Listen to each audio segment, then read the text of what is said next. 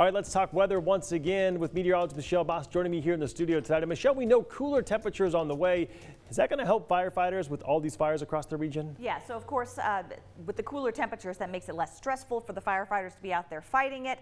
What we don't need is wind, and what we really need is rain. So cooler temperatures help, but unfortunately those two other factors are kind of working against us. 67 degrees right now. We still have winds out of the south-southwest at 16 miles per hour. We are going to see cooler temperatures over the next couple of days, but it's looking dry. And what we really need to knock down those fires is moisture, is wet weather, and unfortunately not seeing that in the forecast this week. But we will get the cooler temperatures, so a little bit of help from Mother Nature. Check out the temperature trend. Our average high is now below 80 degrees, cools down to 77 degrees by the end of the week and the start of next week. But look at our highs projected for the next couple of days. Highs not even making it to 70 tomorrow, and then the low to mid 70s for the first couple of days. Wednesday is actually the start of meteorological fall, so it'll kind of start feeling like fall on Wednesday, even though the autumnal equinox not until September 22nd. All right, in our weather headlines, sunny but much cooler tomorrow. Highs in the upper 60s to around 70, so it's going to be a change from today. If you were outside today and you go outside tomorrow, you will notice the temperature difference.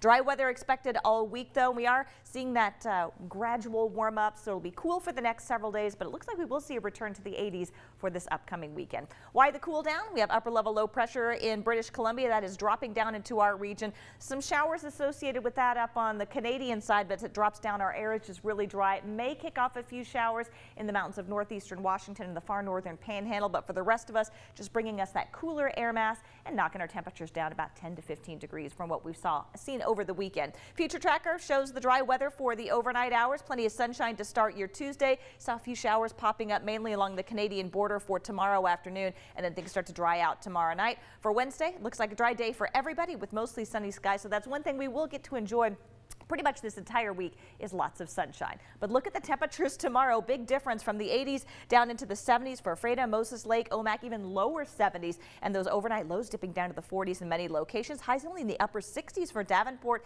and Deer Park. And look at this, Spokane, Coeur d'Alene, Newport, Sandpoint, St. John and St. Mary's. Below 70 degrees tomorrow afternoon, below 70 in Pullman, Kellogg, Bonners Ferry, and then lower 70s for Libby and Colville.